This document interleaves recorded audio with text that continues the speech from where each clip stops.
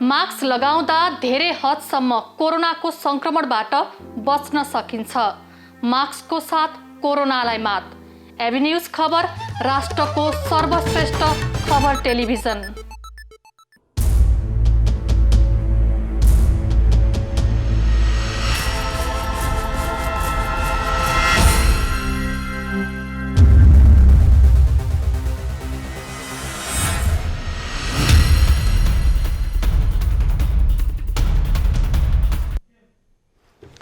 नमस्कार, म राजु थापा। सिधा प्रश्नमा यहाँलाई स्वागत छ।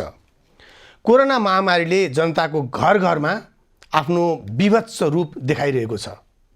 जनता भगवानको भरोसामा छन्। जनताले भोकको कारणले पनि कोरोना जस्तै कोरोनाको भन्दा पनि अझ बढी तडपिनुपर्ने अथवा अझ समस्यामा पर्नुपर्ने परिस्थिति सिर्जना भएको छ। जनताको दुःखका हिसाबले भन्दा अहिले देशको कुनै पनि पक्ष एक बनेर जनताको जीवन रक्षाका निम्ति जुट्नुपर्ने, उभिनुपर्ने बेला छ। तर राज्यको नेतृत्व सत्ता र कुर्सीका निम्ति व्यस्त देखिन्छ। संविधान, सामान्य राजनीतिक मर्यादा, नैतिक मर्यादाका सबै सीमाहरू नागिएका छन्। जनताको जीवन व्यवस्था तहस नहस भएको छ। यही परिस्थितिमा, यही मौकामा देशको राजनीतिक र संवैधानिक व्यवस्था पनि तहस नहस हुने अवस्थामा पुगेको हो। सिधा प्रश्नको जवाफका निम्ति अहिले हामीसँग हुनुहुन्छ डाक्टर विपिन अधिकारी, संविधानविद। कार्यक्रममा यहाँलाई स्वागत छ।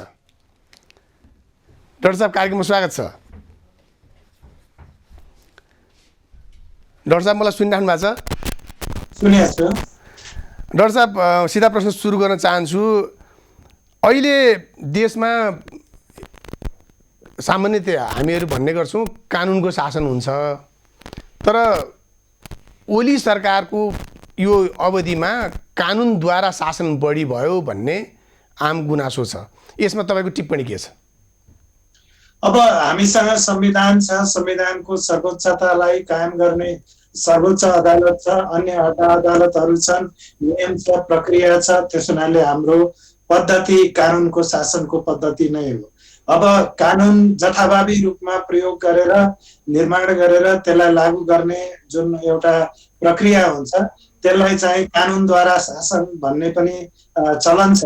त कानुनद्वारा शासन होइन, हाम्रो पद्धति कानुनको शासनको हो। कानुन राम्रो भएर मात्र हुँदैन, त्यो उचित पनि हुनुपर्छ र संविधान सम्मत पनि हुनुपर्छ। अहिलेको स्थितिलाई के भन्नुहुन्छ डाक्टर साहब तपाईँले? अहिले जे देखिएको छ परिदृश्य, अहिले कानुनकै शासन छ भनेर जनताले मान्ने कि कानुनद्वारा शासन भएको अवस्था छ भने? कानुनको शासन हो, तर केही प्रक्रियाहरू छन् जसका बारेमा प्रश्न उठेको छ र त्यो प्रश्न अदालतमा जाँदैछ र अदालतले त्यसमा सुनवाई गर्छ। हामी कानुनद्वारा शासन हो, जस्तो कानुन भए पनि हुन्छ भन्ने पद्धति हाम्रो होइन र त्यस्तो पद्धति हो भनेर काम गरिन्छ भने त्यसलाई चाहिँ त्यो दुरुपयोग गरेको मान्नु पर्दछ पद्धतिलाई, र त्यो रूपमा स्वीकार गर्नु हुँदैन। अहिले चाहिँ विशेष गरेर सरकारको अकर्मण्यताका कारणले गर्दाखेरि जनताको जीवन सङ्कटमा परेको छ। संवैधानिक व्यवस्था पनि सङ्कटमा पर्न लाग्यो भन्ने आरोप छ, खण्डन छ, व्यापक गुनासो छ। अदालतको ढोका ढकढकाइएको अवस्था छ। संवैधानिक व्यवस्थामा सङ्कट परेको भन्ने सम्बन्धमा चाहिँ तपाईँको टिप्पणी के? होइन, सङ्कट छ, एउटा चुनौती आएको छ र त्यो चुनौतीको निर्वाह गर्नलाई हाम्रो प्रणाली सक्षम छ भन्ने चाहिँ मेरो मान्यता हो। अहिले जसरी हामीले कुरा गरेको चाहिँ अहिले सरकार निर्माणको प्रक्रिया जुन थियो देशमा सम्पन्न भयो, त्यसमा चाहिँ संविधानका मान्यताहरू लागू हुन सकेनन् भन्ने जुन दृष्टिकोण छ, त्यो दृष्टिकोण अब अदालतमा पुगिसकेको छ, परीक्षणको क्रममा छ। त्यस हुनाले अब सबै कुरो मासियो भन्दा पनि अब यहाँ जुन जे जस्तो गरिएको छ त्यो एउटा परीक्षणमा जाँदैछ र यसका लागि डाक्टर साहब, यो मूल विषयमा केन्द्रित हुनुभन्दा अगाडि मैले अलिकति एउटा फ्ल्याट क्वेसन गर्न चाहेको के हो भने, अहिले वास्तवमै जनताको जीवन रक्षाका निम्ति सङ्कटकालीन अवस्था घोषणा गरेर सबै पक्ष एक ठाउँमा उभिएर सबै कोरोनासँग प्रतिरोध गर्नको निम्ति उभिनुपर्ने बेला थियो। सरकारले त्यतातिर सबैलाई केन्द्रित गर्न पनि सकेन, आफूले नेतृत्वदायी भूमिका निर्वाह पनि गर्न सकेन। तर यही परिस्थितिमा राजनीतिक इस्युहरू यसरी अगाडि बढाइयो कि लाग्छ कि उहाँहरूले यो समस्या समाधान गर्नुको निम्ति उहाँहरू असक्षम साबित हुनुभयो र मुद्दालाई डाइभर्ट गर्नुभएको छ, मुद्दालाई विषयान्तर गर्न खोज्दै हुनुहुन्छ र कुरा अन्तैतिर जनतालाई को ध्यान अन्तैतिर लग्दै हुनुहुन्छ भन्ने बुझाइ छ। यो बुझाइमा हजुर तपाईँलाई के लाग्छ? त्यस्तो टिप्पणीहरू गरिँदैछन्। अब सामान्य रूपमा भन्ने हो भने हामी जस्तो एउटा स्वास्थ्य सङ्कटमा छ सम्पूर्ण देश, यस्तो अवस्थामा देशको राजनीतिक प्रणालीलाई अझ बलियो बनाउने, अझ लम्ब्याउने, यसलाई चाहिँ स्थिरता प्रदान गर्ने र जस्तो प्रतिनिधि सभाहरू जस्तो यदि समाप्त हुने अवस्था छ भने स्वास्थ्य सङ्कटकाल लगाएर भए पनि महामारीको नाउँमा यो प्रतिनिधि सभाको जुन कार्यावधि छ त्यसलाई बढाउने यस्ता प्रक्रियाहरू देशमा सम्पन्न हुन्छ। अब हाम्रो दृष्टिकोणमा हाम्रो प्रचलनमा त्यसरी सोचिएको छैन। यो झन् अस्थिरता बढ्दैछ र हामी देख्दछौँ राजनीतिक रूपमा एकीकृत भएर यो देशको चुनौतीलाई निर्वाह गर्नुपर्ने जुन अवस्थामा हामी छौँ त्यहाँ हामी सत्तामुखी चाहिँ एउटा दृष्टिकोणहरू हाबी भएको छ हाम्रो संवैधानिक प्रक्रियाहरूमा। त्यो कुरोलाई डाक्टर साहब यो मैले के भन्नु खोजेको भने वास्तवमा यो अहिलेसम्म यो 3 वर्ष भन्दा पनि अवधि अगाडि घर्किसकेको छ यो सरकारको। यो सरकार कस्तो अवस्थामा निर्माण भएको थियो, अहिले कस्तो अवस्थामा पुगेको छ र यस बिचमा कस्तो खालको क्रियाकलाप गर्यो भन्ने सन्दर्भमा कुरा गर्दाखेरि चाहिँ अघि हामीले सुरुवातमै के भन्यो भने कानुनद्वारा शासन गर्ने कुरामा उद्यत भएको होइन, अथवा अहिले जे जति गतिविधिहरू देखिएको छ कानुनभन्दा माथि बस्ने, कानुन चाहिँ मेरो प्रयोगको निम्ति हो, मेरो उपयोगको निम्ति हो भन्ने धारणा त छैन नेतृत्वमा भन्ने कुराहरूमा बढ्ता प्रश्न किन चिन्ह लागिराखेको छ भने गतिविधि त्यस्तो देखियो। यो बिचमा कैयन जनताको अधिकारका माथि अंकुश लगाउने किसिमका कानुनहरूको निर्माणको प्रयास भयो, कैयन त्यस्ता खालका कानुनहरू पनि आएको अवस्था छ, अध्यादेशहरूले त्यसलाई रिप्लेस गरेको अवस्था छ। यो अध्यादेशहरूको देश भन्ने अवस्थासम्म हामी पुगेको अवस्था छ भनेपछि यो अंकुश लगाउने मनोवृत्ति र यो सरकारको गतिविधि हेर्दा ऊ असक्षम साबित भयो यो बिचमा, तर ऊ कानुनद्वारा अझै पनि शासन गर्ने मनोवृत्ति अथवा त्यो खालको मनसायमा उद्धत छ भन्ने आरोपमा चाहिँ सत्यता तपाईँ कति देख्नुहुन्छ? होइन, त्यसमा अहिलेको अवस्थामा हामी देख्दछौँ कि विषयान्तर गर्ने बेला छैन। त्यो चाहिँ सरकारले जहाँ फोकस गर्नुपर्ने हो त्यो फोकस पुगेको छैन र हामी चाहिँ अन्य विषयहरूमा लागेका छौँ जो देशका लागि धेरै महत्त्वपूर्ण छैनन्। त हो, त्यो कुरो हामी स्वीकार गर्न सक्दछौँ कि राजनीति गलत दिशामा उन्मुख छ र जुन हाम्रो संवैधानिक पद्धति अहिले चाहिँ सबैभन्दा चाहिँ महत्त्वपूर्ण रूपमा त्यसका मूल्य मान्यता स्थापित गर्नुपर्ने बेलामा त्यहाँ चाहिँ झनै एउटा कमजोरीहरू देखिएको छ। त्यो चाहिँ प्रष्ट रूपमा भन्न सकिन्छ। डाक्टर साहब, यो अझ अब म विषय केन्द्रित हुन चाहन्छु। यो अहिलेको देशको संविधानको धारा 76 को अत्यन्तै ठुलो चर्चामा छ। अब यो धारालाई ठिक ढङ्गले प्रयोग गरियो गरिएन भन्ने सन्दर्भमा त सर्वोच्चमै फेरि पनि अहिले मुद्दाहरूको ताती लागेको छ। 30वटा मुद्दा त अहिले सर्वोच्चमा विचाराधीन छ, दर्ता भएको अवस्था छ। धारा 76 को व्यवस्था विशेष गरेर 76(2), 76(3), 76(4), 5 सम्मको अहिले प्रयोग र चर्चाको विषयमा छ। यो धाराहरूको साँच्चीकै उपयोग गरिएको छ अथवा त्यसलाई पनि अहिले मैले भने जस्तो कानुनद्वारा शासन गर्ने अथवा त्यसलाई खालि उपयोग गर्ने दृष्टिकोणबाट यसको दुरुपयोग गरिएको छ? यसबाट अलिक बढ्ता विषय केन्द्रित छलफलमा जाउँ डाक्टर साहब। हामी हो सर, तपाईँले भनेको चाहिँ मूलतः सरकार निर्माणको प्रक्रियामा जुन अहिले हाम्रो अनुभव देखियो त्यो अनुभव संविधान सम्मत छ कि छैन भन्ने, त्यसमा कैफियत देखिएको छ, कमी कमजोरी देखिएको छ। केही कुराहरू संविधानमा स्पष्ट रूपमा लेखिएका छन् जसलाई कार्यान्वयन गर्नुपर्दछ। केही कुराहरू हाम्रो एउटा संसदीय परिपाटीको संवैधानिक प्रणाली हो। धेरै कुराहरू परम्परागत रूपमा संसदीय मुलुकमा जुन मानिआएका प्रचलनहरू छन् हामीले पनि मान्नु पर्दछ। त ती दुवैको कसीमा हाम्रो अहिलेको अनुभवमा कमी कमजोरी देखिएको छ र तपाईँले भन्नुभयो कि त्यो कमी कमजोरीहरू अब केवल राजनैतिक वृत्तमा मात्र होइन, अदालतमा पनि पुगेका छन्। अब 25-30 स्थान मुद्दाहरू चाहिँ परिसकेको अवस्था छ। हामीले भन्न सक्दछौँ कि यसमा चुनौतीहरू देखिएका छन्। अब त्यो चुनौतीहरू के हुन् भनेर स्पष्ट रूपमा हामी डिस्कस गर्न सक्दछौँ। धारा 76(2) अन्तर्गतको प्रधानमन्त्रीले विश्वासको मत प्राप्त गर्न नसकिसकेपछि डाक्टर साहब, अनि त्यसपछि उहाँले सामान्यतया राजीनामा दिने, त्योभन्दा अगाडिकै प्रसङ्गमा पनि नैतिकताको आधारमा राजीनामा दिने सर्वोच्चको फैसलापछि भन्ने कुरा भयो, त्यो चाहिँ पनि उहाँले मानेको देखिएन। अनि त्यसपछि 76(2) अन्तर्गतको प्रधानमन्त्री हुनुभयो, उहाँ त्यो सन्दर्भमा उहाँले विश्वासको मत आफैले धारा 100 अनुसार लिने कोसिस गर्नुभयो, पाउनु भएन। त्यसपछि पनि त्यो कुर्सीमा उहाँ रहने कुरालाई राजनीतिक संवैधानिक एउटा नैतिकताका हिसाबले अथवा एउटा संस्कारका हिसाबले के गर्नु पर्थ्यो भन्ने त्यहाँबाट सुरु गरौँ त डाक्टर साहब। हो, त्यसमा चाहिँ के छ भने कुनै पनि सरकारले विश्वासको मत लिएर जब त्यो विश्वासको मत प्राप्त गर्न सक्दैन प्रतिनिधि सभाबाट, त्यो सरकारले अनि यो सरकार निर्माणको नयाँ प्रक्रियामा सहभागी हुँदैन। हाम्रो संविधानले स्पष्ट रूपमा सहभागी हुनु हुँदैन भनेर उल्लेख गरेको छैन। तर बेलायती प्रचलन हामीले हेर्यौँ भने के देखिन्छ भने जुन प्रधानमन्त्रीहरूले विश्वासको मत लिए र असफल भए, उनीहरू नेतृत्वबाट बिदा भए।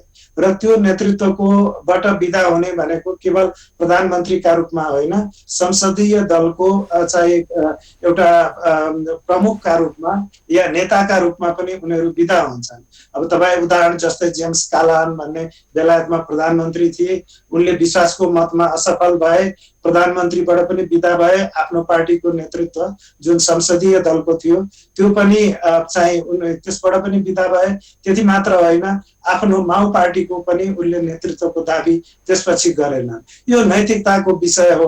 अब नैतिकताको कुरा सबै संविधानमा लेखिएको हुँदैन, अनि फेरि नैतिकताको बजार केवल प्रधानमन्त्रीलाई मात्र लागू हुने होइन, त्यो अन्य पक्षलाई पनि हो। सम्पूर्ण हाम्रो जुन सामाजिक आर्थिक राजनैतिक पक्षहरू छन्, यसमा हाम्रा नेतृत्ववर्गले नैतिकतालाई कुन स्तरमा राखेको छ त्यो पनि हेर्नुपर्छ। अब निश्चित रूपमा हाम्रो प्रधानमन्त्रीले त्यो बाटो जानु भएन। अन्यथा विश्वासको मतमा पराजित भइसकेपछि पुनः प्रधानमन्त्री बन्नका लागि अघि सर्ने प्रचलन चाहिँ क्रेडिबल प्रचलन होइन। त्यो कम्तीमा पनि बेलायती परम्परामा हामीले त्यो देख्दैनौँ। हामी पढिआएको, सुनिआएको, देखिआएको भनेको हुनाले मैले उल्लेख गरेँ। त त्यसपछि अनि हाम्रो त अब जुन संविधानको धारा 76(2) अन्तर्गतको प्रधानमन्त्री बिदा भएपछि अब चाहिँ 76(3) अन्तर्गतको प्रधानमन्त्री या सरकार निर्माणको प्रक्रिया जुन सुरु भयो, निश्चित रूपमा एउटा अपेक्षा धेरै मान्छेहरूले संसदीय मुलुकमा के गर्दछन् भने ठिकै छ, संविधानले नैतिकताका आधारमा बिदा हुनुहोस् भनेर भनेन, तर नेतृत्वमा बस्ने मान्छेले एकपल्ट हाउसबाट मलाई प्रश्न गरिएको छ, कम्तीमा पनि म आफ्नो जुन संसदीय दल छ त्यसबाट पुनः निर्वाचित भएर देखाइदिन्छु कि मलाई इलेक्ट गर्ने पार्टी मेरो बसमा छ भन्ने कुरो चाहिँ त्यसरी देखाउने प्रचलन पनि हुन्छ। अब त्यो बाटोमा पनि हामी गएनौँ। अब जब चाहिँ 76(5) को प्रक्रिया सुरु भयो, हामी त्यही प्रधानमन्त्री जो चाहिँ 76(3) अन्तर्गत जसले भन्नुभयो, प्रष्ट रूपमा भन्नु मात्र भएन, मन्त्री परिषदबाट एउटा स्पष्ट निर्णय नै गराउनु भयो कि मौजुदा परिस्थितिमा मैले विश्वासको मत लिन सक्दिनँ, किनभने मेरो परिस्थितिमा धेरै रूपान्तरण भएको छैन। त्यसो हुनाले वैकल्पिक सरकार निर्माणको बाटो राष्ट्रपतिले खोल्दा हुन्छ भनेर। अब त्यो भन्नुको अर्थ कि मेरा लागि परीक्षणमा जानु अब जरुरी छैन, म हात उठाउँछु भनेको हो। त त्यो हात उठाउनु भयो, तर जब यो प्रक्रिया सुरु भयो प्रधानमन्त्रीले पनि जोइन गर्नुभयो। फेरि पनि संसदीय दलको कुरो त्यहाँ रेलिभेन्ट भएर आएन, देखिएन। हामीले कम्तीमा पनि बाहिरबाट हेर्दा प्रधानमन्त्रीले त्यस्तो किसिमको अन्तर्क्रिया गरेको हामीले देखेनौँ, जसका आधारमा उहाँलाई पुनः प्रतिस्थापित गरिएको छ भनेर स्पष्ट हुन सकोस्। अनि निश्चित रूपमा अब यहाँनिर समस्याहरू, राष्ट्रपतिको कार्यालय भनेको एउटा संवैधानिक कार्यालय हो। राष्ट्रपतिले सामान्यतया आफ्नो विवेकको प्रयोग गर्न चाहिँ एकदमै कम परिस्थितिहरू छन् जहाँ विवेकको प्रयोग गर्नुपर्छ। सामान्यतया प्रधानमन्त्री या संविधानले स्पष्ट रूपमा उल्लेख गरेका निकायहरूको सिफारिसमा राष्ट्रपतिले काम गर्ने हो। तर सरकार निर्माणको कुरा चाहिँ प्रधानमन्त्रीको सिफारिस या मन्त्री परिषदको चाहनाले होइन, त्यो पद्धतिगत रूपमा राष्ट्राध्यक्षले आफूलाई सम्पूर्ण रूपमा निष्पक्ष, स्वतन्त्र र विवेकलाई वस्तुगत रूपमा प्रयोग गर्नुपर्ने अवस्थाको कारबाही हो सरकार निर्माणको।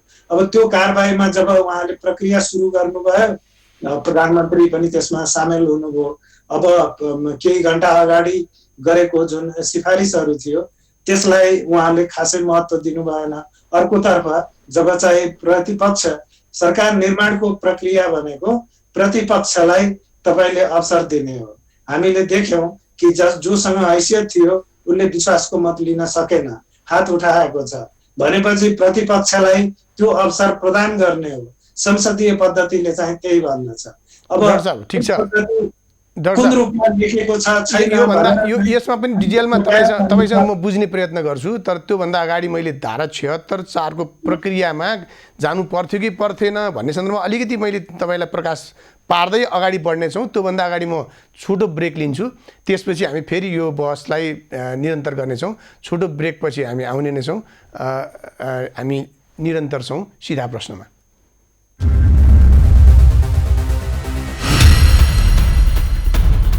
डाक्टर साहब पुनः स्वागत छ यहाँलाई। हजुर धन्यवाद।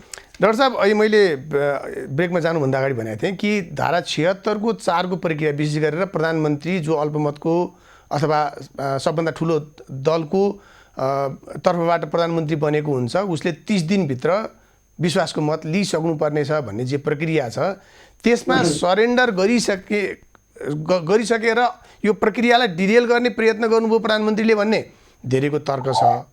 त्यो नगरिकन यदि प्रक्रियामा जान दिएको भए र उहाँले विश्वासको मत प्राप्त नगरेको भए स्वतः पदमुक्त हुने अवस्था थियो र अर्कोलाई खाली गर्नुपर्ने, त्यो पद खाली गर्नुपर्ने परिस्थिति थियो। त्यो अर्को आउँछ भन्ने त्यो उद्देश्य अथवा त्यो मनसायका कारणले गर्दाखेरि उहाँले यो बिचमा वाकओभर दिए जस्तो गरेर फेरि पनि टेक ओभर गरेको भन्ने देखिन्छ। अब यो कुरा अघि तपाईँले भने जस्तो सामान्य एउटा राजनीतिक नैतिकताको हिसाबले परको कुरा हो, अरू संसदीय प्रक्रियामा देशहरूको अभ्यासमा भनेर तपाईँले भन्नुभयो। तर यो चाहिँ 4 को प्रक्रिया पुरा नगरिकन 5 को प्रक्रियामा जाने कुरामा त्यसलाई चाहिँ सरकारले सिफारिस गर्ने र राष्ट्रपतिले एक्सेप्ट गर्ने कुरा त्यो चाहिँ कति उपयुक्त हो संवैधानिक हाम्रो अहिलेको व्यवस्थाको हिसाबले? तपाईँसँग त्यहाँ संविधान छ होला, त्यो एकदम जनतालाई बुझ्ने गरेर तपाईँको तर्फबाट बुझाउँदाखेरि के भन्नुहुन्छ कृपया? यस्तो छ, धारा 76(4) अन्तर्गतको जुन प्रक्रिया छ प्रधानमन्त्रीले त्यो प्रक्रियामा नगइकन उहाँले भन्न पाउनुहुन्छ कि म त्यो विश्वासको मत लिन सक्दिनँ, म सरेन्डर गर्छु, म हात उठाउँछु, समय किन खेर फाल्ने, वैकल्पिक सरकारको निर्माणको प्रक्रियामा जाँदा हुन्छ। तर त्यो भन्नुको अर्थ के हो भने यदि विश्वासको मतको प्रक्रियामा गएको भए र त्यो प्रक्रियामा प्रष्ट रूपमा हार भएको भए उहाँले रिजाइन गर्नु पर्दैन थियो। त्यो स्वतः नै चाहिँ रिजाइन गरे सरह मानिन्थ्यो। त उहाँले हात उठाउनुको अर्थ उहाँले सँगसँगै भन्नु पर्थ्यो कि मैले रिजाइन गरेको छु भनेर, जो प्रधानमन्त्रीले गर्न चाहनु भएन।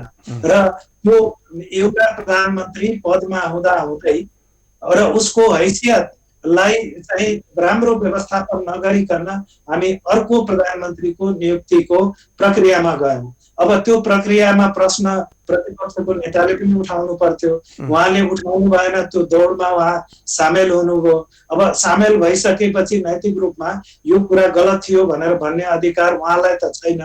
तर मैले निश्चित रूपमा टिप्पणी गरेको छु कि प्रधानमन्त्रीले त्यो प्रक्रियामा म जान्न, तर म कबुल गर्दछु मसँग विश्वासको मत लिने क्षमता रहेन। र उहाँले जुन मौजुदा भन्ने शब्दको प्रयोग गर्नुभएको छ कि मौजुदा अवस्थामा मेरो परिस्थितिमा तात्विक अन्तर आएको छैन भनेपछि त त्यो स्वीकार गरेको कुरालाई राष्ट्रपतिले नै आफ्नो विज्ञप्तिमा प्रधानमन्त्रीले आफूलाई चाहिँ काम चलाउ बनाइसक्नु भएको छ भनेको भए पनि हुन्थ्यो, या प्रधानमन्त्री आफैले होइन पहिले गर्दाखेरि उहाँको बुद्धि पुगेन, पछि मैले राजीनामा गरेको हो भनेर भनिदिँदा हुन्थ्यो, या राजीनामा नगरे पनि म अब केयरटेकर भइसके भनेर स्पष्ट गर्न सक्नुहुन्थ्यो।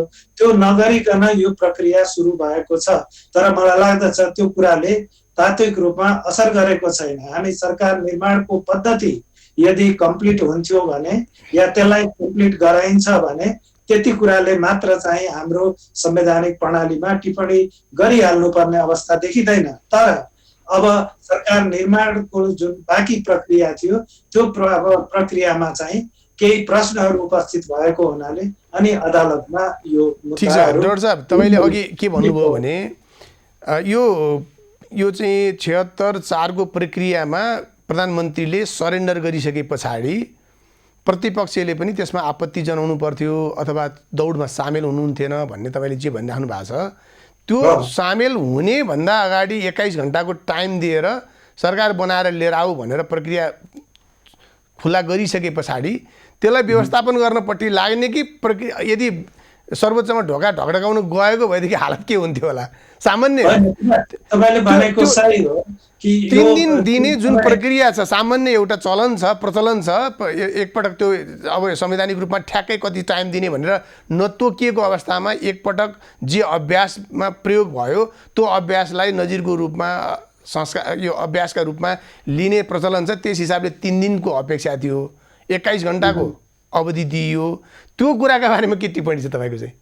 होइन, त्यो त मैले स्पष्ट त्यही दिन गरिसकेको थिएँ मेरो टिप्पणी गर्दा कि राष्ट्रपतिले सरकार निर्माण गर्न सहजीकरण गर्ने हो। सहजीकरण गर्नलाई 24 घण्टा लाग्छ भने 24 घण्टा, 48 घण्टा लाग्छ भने 48 घण्टा, 72 घण्टा लाग्छ भने 72 घण्टा। तर सरकार निर्माण यो सजिलो सरकारको निर्माण होइन। यदि सरकार बनाउन सक्ने हैसियतहरू धेरै स्पष्ट भएको भए, जस्तो चाहिँ धारा 76(1) अन्तर्गत या 2 अन्तर्गत या 3 अन्तर्गतको सरकार तपाईँ त्यो 24 घण्टाले पनि पुग्थ्यो होला, 22 घण्टाले पनि पुग्थ्यो होला। तर हामी 76(5) अन्तर्गतको सरकारको कुरा गर्दैछौँ, जसमा इभेन कुनै दलको नेता हुनु जरुरी छैन, कि साधारण सदस्यका रूपमा पनि यदि बहुमत जुटाउन सक्छ भने त्यो अवसर दिनुपर्दछ त्यसलाई जसले दाबी गरेको छ।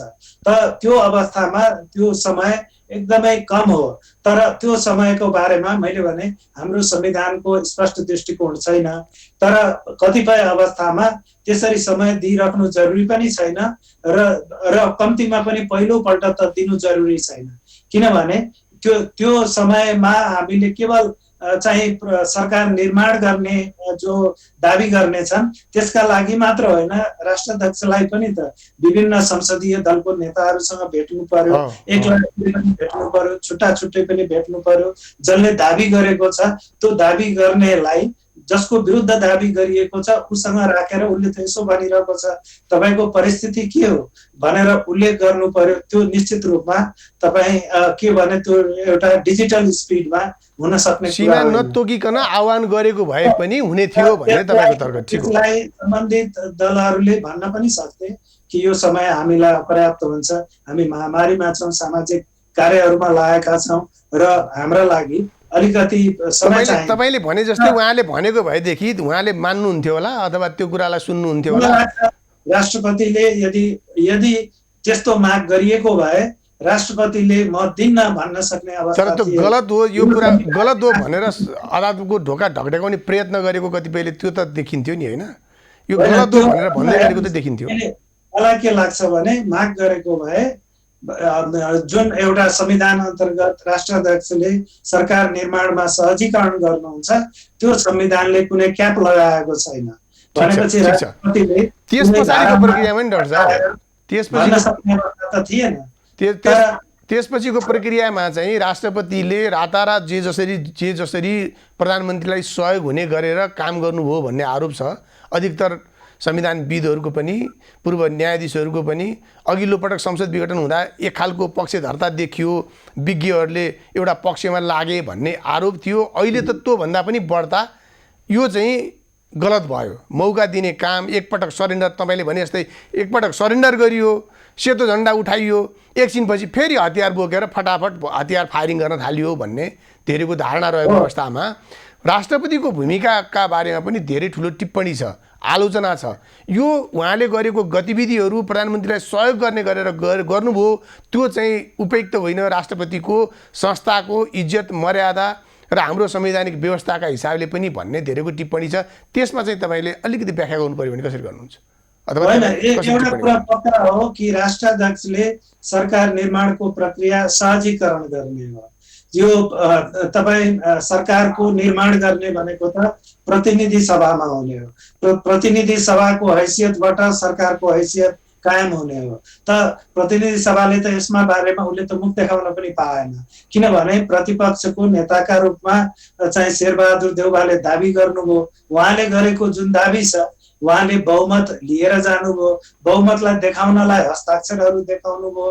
तर उहाँको बहुमतमा यदि कुनै कैफियत छ भने उहाँसँग सोधपुछ चाहिँ गर्नु पर्दथ्यो र त्यो कुरो राष्ट्राध्यक्षबाट अपेक्षा पनि गरिन्थ्यो। तर राष्ट्राध्यक्षले के हो भने उहाँले ती विषयवस्तुहरू कानुनका त्यसमा प्रवेश गर्नुभयो जो उहाँको तहमा गर्नु जरुरी थिएन। किनभने त्यो तपाईँ सरकार निर्माणको प्रक्रियामा भोट कसको साइडमा छ त्यो हेरिन्छ, त्यो कुन सदस्यले कतापट्टिको हुइपमा काम गर्नु पर्थ्यो भनेर हेरिँदैन। र यदि कुनै परिणाम हुन्छ भने त्यो परिणामको लागि सम्बन्धित माओ पार्टीले, सम्बन्धित संसदीय दलले कारबाही गर्ने त्यो आफ्नो अलग एउटा तरिका छ। यो राष्ट्रपतिबाट फैसला भए जस्तो गरेर फैसलाको निर्णयाधारहरू के डाक्टर साहब, निर्णयाधार हुन्छ नि फैसलामा, निर्णयाधार जस्तो बनाएर उहाँले कतिपयलाई कारबाही हुने देखिएकोले, एकले अर्काकोलाई समर्थन गरेको देखिएको हुनाले भन्ने जसरी निर्णयाधारहरू बनाएर फैसला गरे जस्तो गर्ने अधिकार अहिलेको संविधानले राष्ट्रपतिलाई दिएको छ कि छैन? प्रधानमन्त्रीले कतिपय चाहिँ राष्ट्रपतिलाई कतिपय विशेष अधिकार दिएको हुन्छ अथवा त्यो डिस्क्रिसनरी दिएको हुन्छ, त्यसमा कहीँ पनि प्रश्न गर्न पाइन्न भनेर उहाँले भनिरहेको कुरा तपाईँ संविधानविदको नाताले तपाईँको अध्ययन र तपाईँको बुझाइमा चाहिँ त्यो सही हो या होइन?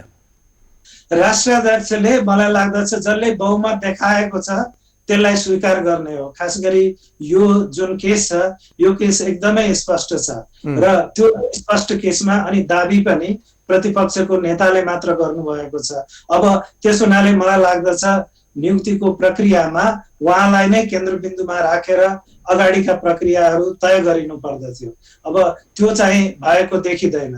त हामी एउटा कुरो स्पष्ट हुनु पर्दछ कि बहुमत दाबी गराउने जुन एउटा हैसियत थियो त्यो हैसियत प्रमाणित गरिसकेपछि बाँकी कुरो त प्रतिनिधि सभाले गर्दछ। अनि भनाइ के भने त्यसका बारेमा निर्णय गर्ने राष्ट्राध्यक्षले गरेको जुन बहुमतलाई रिकग्नाइज गरेको कुरा त्यो साँच्चीकै सही थियो थिएन, त्यो त प्रतिनिधि सभाले त्यसमा भोटिङ गरेर अनि जो 30 दिनभित्र विश्वासको मत लिने प्रावधान अन्तर्गत परीक्षण गर्ने कुरा हो। तर जुन दाबी गएको थियो त्यो दाबीलाई राष्ट्राध्यक्षले सजिलो गरी हेर्न सक्नुहुन्थ्यो। त्यो परीक्षण गर्ने मौकै दिनु भएन। अझ त्यो संसद जसलाई मार्नुभयो त्यो संसदलाई बुझ्ने एउटा प्राकृतिक न्यायको सिद्धान्त अनुसार पनि जसलाई मारिँदैछ त्यसले आफ्नो परीक्षण गर्ने एउटा सामान्य अधिकार, आधारभूत अधिकार पनि त्यसलाई दिएन भन्ने कतिपयको गुनासो छ। त्यसमा चाहिँ जे होस् राष्ट्रपतिको भूमिका जसरी निष्पक्ष हुनुपर्थ्यो, संवैधानिक हुनुपर्थ्यो, त्यसमा चाहिँ प्रश्न चिन्ह लाग्यो। यो चाहिँ सही हो। राष्ट्रपतिले पहिलो त उहाँको प्रक्रिया असाध्यै छोटो भयो। दोस्रो, यो संयुक्त सरकार निर्माणका लागि चाहिने एउटा समयावधि र अनि त्यसपछि जुन एउटा विभिन्न पार्टीका संसदीय दलका मान्छेहरूसँग विचार विमर्श गर्ने केवल बहुमत होइन कि स्थिर सरकार प्राप्त गर्नका लागि गरिने प्रयासहरू त्यो छोटो पारिएको देखिन्छ। र त्योभन्दा पनि अनि जो तत्कालै जसरी हामीले भन्छौँ नि दाबी पेश गर्नु, हाम्रो देश अलिक क्रान्तिमय भएको छ, सबै कुरामा भाषा कडा प्रयोग हुन्छ। तर यो सरकार निर्माण गर्न आह्वान गर्ने हो है, र आह्वान गर्दाखेरि त्यसले चाहिँ आफूलाई प्रस्तुत गर्ने हो जोसँग सामान्य रूपमा हेर्दाखेरि बहुमत छ। अब त्यो बहुमत कसरी प्राप्त भएको छ भन्ने कुरो राष्ट्राध्यक्षको लेभलमा हेरिँदैन। मैले हाम्रो आफ्नो देशको चाहिँ संवैधानिक परम्परा व्यवस्थाका पनि हिसाबले पनि र बेलायतको चाहिँ परम्परा पनि त्यो वास्तवमा त्यो के भनेदेखि तपाईँको हस्ताक्षर गरेर दिने पनि त्यो धेरै इज्जतदार चाहिँ प्रणाली होइन। तर अब हाम्रोमा चाहिँ यस्तो प्रचलन सुरु भइसकेको छ। त त्यो सुरु भइसकेपछि त्यसलाई हेरेपछि अब राष्ट्रपतिले हेर्न सक्नुहुन्थ्यो कि यसमा ओभरल्याप देखिन्छ, सिग्नेचरमा तपाईँ के भन्नुहुन्छ भनेर सोध्न सक्नुहुन्थ्यो। तर जुन दाबी त्यहाँ छ त्यो दाबीका बारेमा न्यायाधीश भएर त्यसलाई परीक्षण गराउने डिटेल प्रक्रियामा राष्ट्राध्यक्ष जाने होइन, राष्ट्राध्यक्षले अदालतको काम गर्ने। डाक्टर साहब, यस बिचमै अर्को एउटा प्रश्न के छ भने यो धारा 76 को 3 को प्रक्रियाबाट 5 को प्रक्रियामा हामी गयौँ नि, त्यो सन्दर्भमा चाहिँ 3 को व्यवस्था अथवा 2 को व्यवस्था र 5 को व्यवस्थाका सम्बन्धमा अलिकति बढ्ता चर्चा के छ भने त्यो त दलले यदि आफ्नो दलको व्हिप मानेन भने कारबाही गर्न सक्ने हाम्रो व्यवस्था हो, हाम्रो दलीय व्यवस्था हो। कुनै पनि सांसदले, कुनै पनि दलको सांसदले स्वतन्त्र हैसियतमा काम गर्न सक्दैन अथवा त्यो निर्दलीय व्यवस्था होइन भनेर व्याख्या टिप्पणी गर्ने एउटा पक्ष देखिएको छ। तपाईँको अध्ययन र यो संवैधानिक अहिलेको व्यवस्थाका हिसाबले धारा 76 5 को अवस्थामा पुगिसकेपछि एउटा सांसदले आफ्नो स्वविवेक प्रयोग गर्न सक्ने अवस्थामा काम गर्न सक्ने हाम्रो संवैधानिक व्यवस्था हो कि होइन, दलले नै व्हिप लगाए अनुसार जहाँ भन्छ त्यहीँ भोट हाल्नुपर्ने अवस्था हो? के हो तपाईँको अध्ययनले के भन्छ? यस्तो छ, सामान्यतया तपाईँको सरकार निर्माणका सम्बन्धमा जब भोटिङ गरिन्छ व्हिप गर्ने चलन छ। किनभने सरकार जब संयुक्त सरकार बन्दछ या कुनै सरकारलाई बाहिरबाट सपोर्ट गरिन्छ त्यस्तो अवस्थामा एउटा अफिसियल पोलिसीका आधारमा गर्ने प्रचलन हुन्छ। जहाँनिर व्हिप जारी हुँदैन त्यहाँनिर विवेक प्रयोग गर्ने अधिकार हरेक सांसदलाई हुन्छ। 76/5 मा व्हिप लाउन पाइन्छ कि पाइँदैन अथवा हुन्छ? होइन, व्हिप लाउन नपाइने होइन, व्हिप मजाले लाउन पाइन्छ। तर व्हिप लाए पनि नलाए पनि राष्ट्राध्यक्षले काउन्ट गर्ने भनेको हस्ताक्षर हो, सहमति हो। तपाईँ संविधान दोहोऱ्याएर हेर्नुहोस्। तर त्यो संविधानमा तपाईँ कुनै त्यो सदस्यहरूले हालेको मत चाहिँ काउन्ट हुने हो। कुन पार्टीको थियो, व्हिप कतापट्टि थियो भन्ने कुरो अलग कानुनी प्रश्न हो, जसको परिणाम अलग रूपमा हुन सक्दछ। तर सरकार निर्माण कारबाही भोग्छन् भने पनि, व्हिप लाग्छ भने पनि परीक्षण कसरी हुने भन्ने संसदमा गइसकेपछि हो भन्ने कुरा देखिन्छ। पार्टीले कारबाही गर्न सक्छ, त्यसले संसदीय दलहरूको आफ्नो विधान हुन्छ, व्हिप कसरी लाउने नलाउने कति लाउने ती सबै कुराहरू हुन्छन्। र जहाँनिर व्हिप लगाइँदैन, जस्तो हाम्रो समिति प्रणालीमा हेर्नुभयो भने होइन, सयौं हाम्रा कानुनहरू बन्दछन्, सरकारले व्हिप लगाएको हुँदैन, छलफल गर्छन्, एक अर्काको कुरा सुन्छन्, मिलाउँछन्, राम्रो गरौँ भनेर उद्देश्य राख्छन्। तर जहाँ सरकार बन्ने भएको सरकार ढल्ने अवस्थाहरू निर्माण हुन सक्छन् त्यहाँ व्हिप लाउँछ। त व्हिप भनेको कन्स्टिट्युसनल्ली त्यो चाहिँ व्हिपको रेगुलेसन त्यो संविधानमा नलेखे पनि त्यो प्रचलनमा छ, सबै देशहरूमा हुन्छ। 76/2 को र 76/5 को अवस्थामा 76/2 मा चाहिँ दलकै के 2 वा 2 भन्दा बढी दलहरूको प्रतिनिधित्वको आधारमा अथवा समर्थनको आधारमा भन्ने व्यवस्था। तर 76/5 मा चाहिँ कुनै पनि सांसदले अथवा सदस्य, प्रतिनिधि सभाको सदस्यले बहुमत जुटाउन सकेमा भनेको दलहरूकोले बहुमत नजुटाएको अवस्था हो। त्यो गर्दाखेरि कैयन दलहरूबाट मिक्स मास भएर पनि कोही मान्छेले जुटाउन सक्छ। त्यो अवस्थामा पनि सरकार बनाउन सकिन्छ, संसदले सरकार दिन सक्छ। त्यो परिकल्पना अहिले एउटा अन्तिम बाध्यात्मक अवस्था अहिलेको संविधानले गरे जस्तो बुझिन्छ। त्यो नभएदेखि त्यो 76/5 को व्यवस्था गर्नै पर्ने जरुरी थिएन। 76/2 ले नै यी विषयहरू चाहिँ तपाईको यी विषयहरू छलफल योग्य विषयहरू हुन्। किनभने केवल अङ्कगणितको कुरा मात्र होइन, स्थिर सरकारको कुरा पनि हो। तपाईँ हेर्नुहोस्, यो डिजोल्युसनको होल डिस्कोर्समा स्थिर सरकार, स्टेबल गभर्नमेन्ट को विषयवस्तुलाई एकदमै प्रोभिनेन्स दिएर हेरिन्छ। तर राष्ट्राध्यक्षले स्थिर सरकार हुन्छ कि हुँदैन भनेर त्यसका बारेमा चाहिँ जब अध्ययन गर्नुहुन्छ अनि निश्चित रूपमा संसदीय दलका विभिन्न पक्षहरूसँग कुरा गर्नुपर्ने हुन्छ। तर सरकारको दाबी चाहिँ बहुमतका आधारमा प्रमाणित हुने हो र बहुमत चाहिँ जहाँ खण्डित भएको अवस्था हुन्छ त्यसलाई स्वीकार गर्नुपर्छ। जस्तो भन्नुहोस्, तपाईँ जस्तो हाम्रो प्रधानमन्त्रीले विश्वासको मत लिनुभयो अनि त्यो विश्वासको मत लिँदाखेरि अब त्यहाँ व्हिप थियो नि त, सबै कुरा थियो, तर उहाँलाई केही चाहिँ सांसदहरूले आफ्नै पार्टीका मान्छेहरूले विद्रोह गरे, गरे, उहाँलाई सहयोग गरेनन्। अब सहयोग नगरेको कारणले गर्दा उहाँको सरकार गयो भनेर सबैलाई थाहा छ। अब त्यति प्रष्ट रूपमा थाहा भएको कुरो कि यहाँ व्हिपले काम गरेको छैन भन्ने कुरो राष्ट्राध्यक्षलाई चाहिँ थाहा नहुने भन्ने हुन्छ त, हुँदैन नि। तपाईँ सरकार त्यो भोटको काउन्ट गर्ने हो। सरकार निर्माणमा राष्ट्रपतिले अदालत सरह सोच्ने होइन, त्यो अदालत जान्छ नि त, म जान सक्छु, एबीसीडी जो पनि जान सक्छ। यो अलिकति क्लियर नै भइसक्यो, गिराएको देखियो भने त्यसलाई एकदमै आउटराइट केस छ भने त्यसलाई छलफल गर्न सक्नु पर्यो, होइन भने निकास दिनु पर्यो। ठिक छ डाक्टर साहब, अब यो सन्दर्भमा हामी कतिपय क्लियर भइसकेका छौँ। अब यो 271 सांसदहरूमध्ये अहिले मौजुदा सांसदहरूमध्ये 146 जना सर्वोच्च अदालतमा गुहार माग्न गएको अवस्था छ। अब उहाँले गुहार माग्दै गर्दा के भनिराख्नु भएको छ भने अहिले जे जसरी संसदलाई विघटन गरियो त्यो चाहिँ बदर हुनु पर्यो, शेरबहादुर देउवालाई प्रधानमन्त्रीको रूपमा पुनर्स्थापना गर्ने अथवा स्थापित गर्ने गरेर परमादेश जारी हुनु पर्यो लगायतका मागहरू उहाँले राख्नु भएको छ।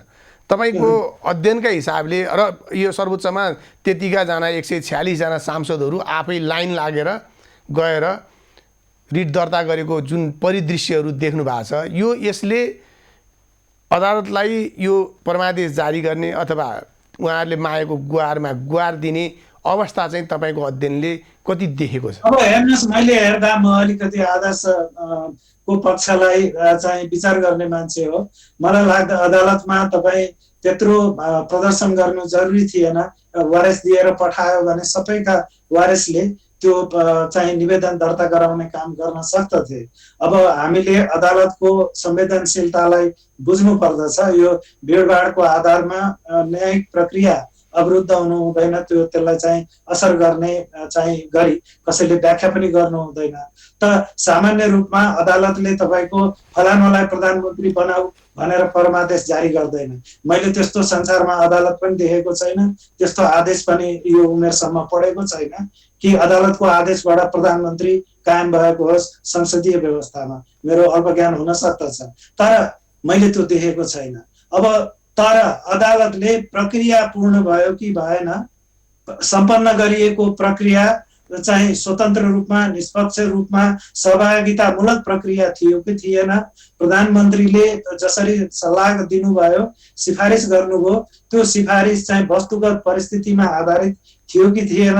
हिजो सर्वोच्च अदालतले त्यत्रो चाहिँ महत्त्व दिएर फैसला गरेर कायम गरेको चाहिँ जुन रिजोल्युसनको नजिर थियो त्यो नजिरको अवज्ञा भयो कि भएन भन्ने कुराहरू सार्थक प्रश्न हुन्, जसलाई तपाईँ एउटा अदालतमा बडो सम्मानका साथ पुष्टि गर्न सक्नुहुन्छ र त्यो कुरो बहसबाट स्थापित हुन सक्छ। यो यसरी गर्नु भनेको डाक्टर साहब उहाँहरूमा विश्वासको सङ्कट छ कहीँ न कहीँ भन्ने कुरा पनि देखिन्छ। हाम्रो अहिले व्यवस्थाले काम गरिरहेका छैन, नैतिकताले काम गरिरहेको छैन, मर्यादामा धेरै मानिसहरू धेरै संस्थाहरू बसिरहेका छैनन्।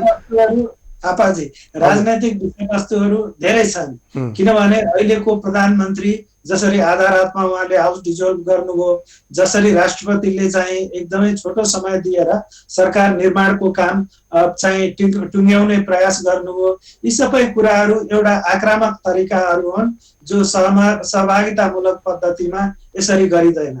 तर त्यो आक्रामकता जुन देखियो त्यो प्रधानमन्त्री म्यान्डेटेड प्राइम मिनिस्टरले जसरी हाम्रो पद्धतिमा काम गर्न पाउनु पर्ने हो, जसरी चाहिँ निजले आफ्नै पार्टीका चाहिँ झिना मसिना मान्छेहरूबाट जो निर्वाचनमा आफूलाई ल्याउन सकेनन् ती मान्छेहरूको प्रवृत्तिबाट जसरी एउटा म्यान्डेटेड प्राइम मिनिस्टरलाई निरीह बनाएर यो अवस्थामा पुर्याउनेले चाहिँ जिम्मा लिनु पर्दैन।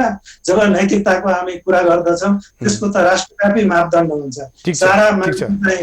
तर क्वेसन गर्दा हामीले चाहिँ सामान्यतया चाहिँ मुख्य जो जिम्मेवारी संस्थामा बसेको छ, पक्ष छ, सरकार छ, त्यसलाई गर्ने हो। हामीले यो विषयमा होलिस्टिक पनि हुनु पर्दछ। ठीक छ। संवैधानिक निर्णय गर्ने अधिकार। डाक्टर साहब, मैले अन्तिममा छौँ हामीहरू, मैले अन्तिममा एउटा प्रश्न चाहिँ राख्न चाहन्छु डाक्टर साहब। अब विषयवस्तुको एउटा होलिस्टिक पहिचान पनि हुनु पर्यो, व्याख्या हुनु पर्यो। भविष्यका लागि सन्देश त्यसले दिन सक्नु पर्यो। हामी एउटा मुद्दा मात्र निर्णय गर्न गइरहेका छैनौँ, एउटा संविधानको भविष्य के हो त्यो पनि निर्धारण गर्न गइरहेका छौँ। अन्त्यमा चाहिँ एउटा यो विशेष गरेर अहिले अध्यादेशबाटै देश चलिरहेको छ, हामीले सुरुमा पनि भन्यौँ र अन्तिममा त्यो बिट मार्न चाहन्छु मैले। अहिले नागरिकता विधेयक र अहिले यो स्वास्थ्य यो विशेष गरेर कोरोना महामारीको सन्दर्भमा चाहिँ जनतालाई कैद यो यदि बाहिर निस्क्यो भने कैद र जरिवाना गर्ने निकै ठुलो चाहिँ सजाय गर्ने जुन जसरी आएको छ र नागरिकताको सम्बन्धी विधेयकलाई चाहिँ अहिले छलेर संसदबाट छलेर अध्यादेश ल्याउने काम भएको छ। यसका सम्बन्धमा छोटो टिप्पणी गरेर कार्यक्रम सकौँ। मेरो छोटो टिप्पणी के हो भने अध्यादेशबाट कानुन निर्माण गर्ने भनेको एकदमै चाहिँ गलत पद्धति हो। यो त कानुनको शासन कहिले पनि अवरुद्ध नहोस्, संसद नभएका कारणले गर्दा सरकारले जथाभावी प्रशासनिक एउटा अधिकारको प्रयोग गरेर कानुन निर्माण गरेर गर्नुपर्ने कामहरूलाई सजिलो सम्पन्न हिसाबले जाने अवस्था नरहोस् भनेर सरकारलाई नै एउटा के भनेदेखि नियम र कानुनको दायरामा ल्याउन अध्यादेशको प्रचलनलाई संविधानले स्वीकार गरेको हो। तर कानुन निर्माण गर्ने स्वामित्व चाहिँ संसदमा छ, यसको हकवाला संसद हो र संसदमा चाहिँ कानुन निर्माणको पद्धति अगाडि नबढाउने अनि संसद नभएको अवस्था पारेर एउटा संसद जाँदैछ अर्को संसद आउँदैछ, बिचको अवस्था पनि होइन। केवल प्रशासनिक सुगमताका लागि आफूलाई फाइदा अरूलाई बेफाइदा हुने गरी त्यो अध्यादेशको मार्फत शासन गर्ने दृष्टिकोण राखिनु हुँदैन र अध्यादेशको प्रयोग तपाईँ धेरै अप्ठ्यारो परेको बेलामा हो दोहोऱ्याइ तेह्राइ चौराइकन एउटै अध्यादेश पटक पटक ल्याउने होइन। अब यो कुरामा मन्त्रीहरू 6 महिनामा दोहोऱ्याए जस्तो गरेर होइन 6 महिनामा अवधिदेखि। तर मलाई लाग्दछ हाम्रो संस्कृति चाहिँ धेरै अघिदेखि दूषित हुँदै आएको छ अध्यादेशको प्रयोगमा। अब त्यसलाई चाहिँ अदालतले टिप्पणी गर्नु पर्यो, भविष्यका लागि राम्रो निर्देशन पनि दिनु पर्यो, त्यो पद्धतिमा जानु जरुरी छ। हस्, कार्यक्रममा सहभागी भइदिनु भयो डाक्टर साहब, धेरै धेरै धन्यवाद। हस्, धन्यवाद थापाजी। दर्शकबिन हामीसँग हुनुहुन्थ्यो संविधानविद डाक्टर विपिन अधिकारी। आजको सिधा प्रश्न यति नै। खबरभित्रको खबरका निम्ति हेर्दै गर्नुहोला एबी न्युज खबर। आजलाई यति नै, नमस्कार।